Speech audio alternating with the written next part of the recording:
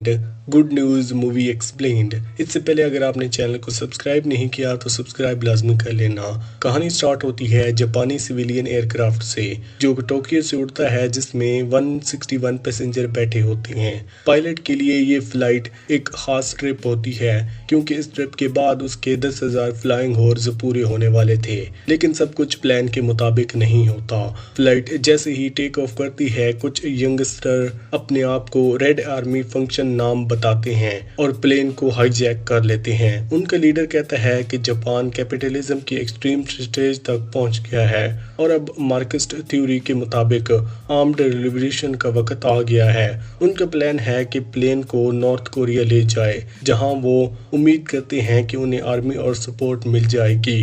Pilot उन्हें समझाता है कि प्लेन में इतना फ्यूल नहीं है कि वो नॉर्थ कोरिया तक जा सके, इसलिए वो एक एयरपोर्ट पर रिफ्यूल करा सकते हैं।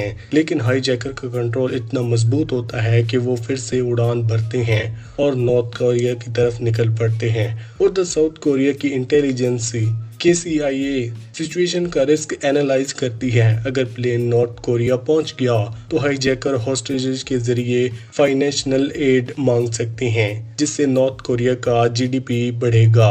साथ ही साउथ कोरिया ये भी समझता है कि अगर वो जापान के हॉस्टेज को रेस्क्यू करते हैं तो जापान उन पर एशम्यार्ड हो सकता है और इससे अमेरिका साउथ कोरिया के एली को भी सोवियत यूनियन पर नजर रखने का एक नया मौका मिल जाएगा। कहानी आगे बढ़ती है एक नोबडी के साथ, एक आदमी जिसको KCI के कहने पर सिचुएशन संभालने आता है। उसके साथ एक यंग एयर ट्रैफिक कंट्रोलर ग्यो मोंग मिलता है जो एक रिस्की प्लान बनाता है। जब प्लान साउथ कोरिया के एयर स्पेस में होता है, ग्यो मोंग एक डबल हाईजैक करता है। वो हाईजैकर को बेवकूफ़ बना देता है कि वो नॉर्थ कोरिया पहुंच गए हैं, जबकि असल में प्लेन केम्पो एयरपोर्ट साउथ कोरिया पर लैंड करवा दिया जाता है। जब तक प्लेन ग्राउंड पर है, ब्यूरोक्रेसी और पॉलिटिक्स के बीच एक चेस गेम चलता है। एक तरफ जल्दबाजी जवान लोग जो अपने केसेस के लिए सब कुछ करने को तैयार होते हैं, और दूसरी तरफ बेरोजगार और थोड़े दिल के सफ़र जिनके पास सिर्फ पावर पर इंसानियत नहीं। ये फिल्म एक थ्रिलिंग और टेंशन भरी कहानी है। रेस्क्यू प्लान का लीड करता है एक आदमी जिसे नोबडी कहते हैं। वो असल में एक नॉर्थ कोरियन था जो वॉर के दौरान गलती से या शायद किस्मत से साउथ कोरिया बॉर्डर के इस साइड आ गया था। गवर्नमेंट ने उसकी आइडेंटिटी कभी क्लियर नहीं की, ना वो ऑफिशियली नॉर्थ कोरिया रहा ना साउथ कोरिया, इसलिए उसे नोबडी कहा जाता है। गवर्नमेंट उसे रिस्की ट्रैक की सिचुएशन सुलझाने के लिए बुलाती है, जिससे वो उनका सीक्रेट प्रॉब्लम सॉल्वर हो। वो KCI ऑफिस में हमेशा एक रिलैक्स्ड स्माइल के साथ आता है और कहता है आज कौन सा नेशनल ट्रबल सॉल्व करना है, जैसे ये उसके लिए रोज का काम हो। इस मिशन में एक और इंसान इन्वॉल्व होता है, गो मोंग।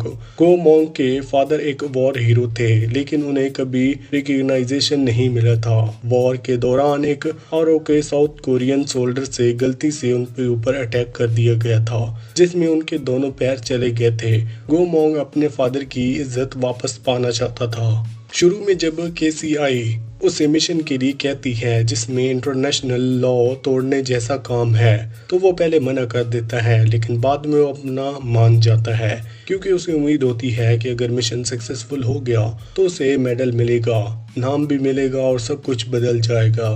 प्लान कुछ ऐसा ही होता है। गो मोंग प्लान को सक्सेसफुली लैंड करवा देता है साउथ कोरिया के केम्पो एयरपोर्ट पर ग्राउंड टीम पूरा सेट बनाती है ताकि एयरपोर्ट प्योंगयांग नॉर्थ कोरिया जैसा लगे। सब कुछ बनाया गया था ताकि हाईजैकर को लगे कि वो नॉर्थ कोरिया पहुंच गए हैं और वो हॉस्टेजेस को रिलीज कर सकते हैं, लेकिन हाईजैकर इतने भी बेवकूफ़ नहीं थे। उन्होंने कुछ छोटी छोटी बातों से शक हो जाता है, जैसे एक अमेरिकन एयरक्राफ्ट एयरपोर्ट पर खड़ा है। रेडियो पर लुइस आर्मस्ट्रांग का इंग्लिश सॉन्ग बजा रहा था। उन्हें समझ आ गया कि ये नॉर्थ कोरिया नहीं है। जब वेलकमिंग आर्मी से वो नॉर्थ कोरिया लीडर की बर्थ डेट पूछते हैं और वो जवाब नहीं दे पाते तो उनका शक कंफर्म हो जाता है। फिर हाईजैकर पूरा प्लान लॉकडाउन कर देते हैं। हाईजैकर कुछ हॉस्टेजेस जैसे बच्चे, औरतें और बेरोजगार बीमार लोग रिलीज कर देते हैं, लेकिन टेंशन तब बढ़ जाती है जब वो अपने लीडर को पीठ में छुरा मार देते हैं। वो कह देते हैं कि अगर कल दोपहर तक नॉर्थ कोरिया नहीं पहुंचते तो ये लीडर और बाकी सब मर जाएंगे। टाइम फास्ट निकल जाता है, अपने रूल्स और पॉलिटिक्स में उलझी रहती है और कोई फाइनेंशियल सिचुएशन नहीं मिलता। जब 12 बजने के करीब पहुंचते हैं, गो मोंग उन लोगों की बेपरवाही बर्दाश्त नहीं होती। वो खुद एयरक्राफ्ट की तरफ चल पड़ता है। तब जापानीज ट्रांसपोर्ट मिनिस्टर एक रिस्की ऑफर देता है। वो खुद नॉर्थ कोरिया जाने के लिए तैयार होता है, लेकिन शर्त ये होती है कि हॉस्टेजेस को रिलीज कर दिया जाए। हाईजैकर मान जाते हैं। मिनिस्टर प्लेन में चढ़ जाता है और सब हॉस्टेजेस सेफली नॉर्थ कोरिया की जमीन पर आ जाते हैं। जो लोग प्लेन हाईजैक करते हैं, कुछ यंग रिवॉल्यूशन और एक छोटा लड़का। उनका मिशन आर्म्ड रिवॉल्यूशन के नाम पर है। उनके पास 2 इंस्पायरेशन है, एक कार्ल मार्क्स के आइडियाज और दूसरा जापानीज मांगा अस्तित्व नोजो, जिसका मतलब है fighting for tomorrow. Karl Marx कहते हैं कि कैपिटलिस्ट सिस्टम एक स्टेज पर जाके टूट जाता है और फिर एक सोशलिस्ट फ्यूचर आता है, लेकिन उसके लिए रिवॉल्यूशन जरूरी होती है। यही सोचकर हाईजैकर मानते हैं कि जापान अब कैपिटलिज्म के एक्सट्रीम लेवल पर पहुंच गया है और अब आर्म्ड रिवॉल्यूशन का वक्त आ गया है। दूसरी तरफ अस्तित्व नोजो एक बॉक्सर की कहानी है जो कहता है, मैं एक लाल सूरज की तरह जलूंगा, चाहे सिर्फ एक पल के लिए ही सही, और सफेद राख बन जाऊंगा। ये लाइन उनके लिए रिवॉल्यूशन का सिंबल बन जाती है, एक ऐसी आग जो थोड़ी देर के लिए ही सही पर पूरी दुनिया को जला देती है। फिल्म में मांगा के कुछ पैनल भी दिखाए गए हैं जहां बॉक्सर हार चुका लगता है, उसका रंग उड़ जाता है, वो झुक कर बैठा होता है, लेकिन उनके चेहरे पर एक हल्का सा स्माइल, जैसे वो कहता हो मैं अब भी हार नहीं मानता। फिल्म में नोबडी कैरेक्टर एक सिंबल है। वो लोगों को दुनिया को चलाते बिना किसी शुरुआत, मेडल या लिमिट लाइट के। वो लीडर नहीं होते जो हेडलाइन बनाते हैं, बल्कि वो छुपी हुई ताकत होते हैं जो काम खामोशी से करते हैं बिना खून बहाए।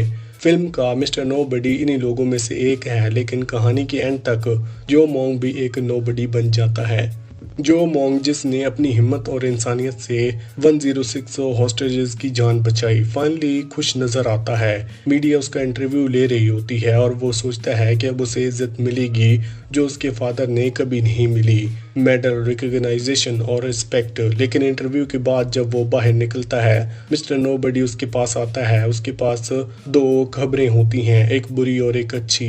बुरी खबर ये होती है कि हाईजैकर के पास जो 2 नॉमिनेशन हथियार थे वो सब निकले हैं। हाईजैकर बाद में नॉर्थ कोरिया पहुंच गए। उन्होंने हॉस्टेजेस और जापानीज मिनिस्टर को आज़ाद कर दिया और कह दिया कि अगर सब कुछ फेल हो गया तो वो मरने के लिए तैयार हैं। ग्यो मोंग ये सुनकर शौक में पड़ जाता है, पर थोड़ा सुकून भी मिलता है कि किसी को नुकसान नहीं हुआ। फिर मिस्टर नोबडी कहता है कि इस ऑपरेशन को पब्लिक नहीं किया जा सकता। अमेरिका और सोवियत यूनिट के बीच पीस टॉक्स शुरू हो गई हैं और दोनों कोरिया, नॉर्थ और साउथ, शांति बनाए रखनी चाहिए। मतलब अब इस मिशन के बारे में कोई मेडल, कोई न्यूज़, कोई ऑपरेशन नहीं मिलेगी। जो मोंग हैरान होकर पूछता है, तो गुड न्यूज़ क्या है? मिस्टर नोबडी मुस्कुराता है और कहता है, गुड न्यूज़ यही है कि तुम सब जिंदा हो, बस वही काफ़ी है। फिर वो ग्यो मोंग को एक ब्लू वॉलेट बॉक्स देता है जिसमें एक वॉच होती है, बिल्कुल वैसी ही घड़ी जैसे उसके फादर को मिली थी जब वो साइलेंट हीरो थे। वो घड़ी टूटी हुई थी जब वो जी वोंग एयरक्राफ्ट की तरफ भाग रहा था, जिस वक्त भी उसके सबसे जज्बे के आगे रुक गई थी। फिल्म का नाम गुड न्यूज़ है, लेकिन ये असल में एक इमोशनल और पॉलिटिकल कहानी है, एक हाईजैकर किलर की जो धीरे धीरे इंसानियत और सेक्रीफाइस की डेप्थ में चला जाता है। एंड में मिस्टर नोबडी को फाइनली सिटीजनशिप मिल जाती है और वो अपना नया नाम रखता है, जो मोंग, जिसे वो असली हीरो रिस्पेक्ट देते थे। फिल्म के लास्ट सीन में एक क्वाइट सुनाया जाता है और यहीं से फिल्म का असली मतलब सामने आता है। असली हीरोज हमेशा सामने नहीं दिखते, वो हमारे आसपास ही होते हैं, चुपचाप अपना फर्ज निभाते रहते हैं, बिना नाम, बिना फेम के। इसी के साथ ये मूवी यहीं पर एंड होती है। आपको कौन सी मूवी या फिर वेब सीरीज का एक्सप्लेनेशन चाहिए हमें कमेंट सेक्शन में जरूर बताना। वीडियो चली गई तो वीडियो को लाइक करके चैनल को सब्सक्राइब लाजमी करना। Thanks for watching.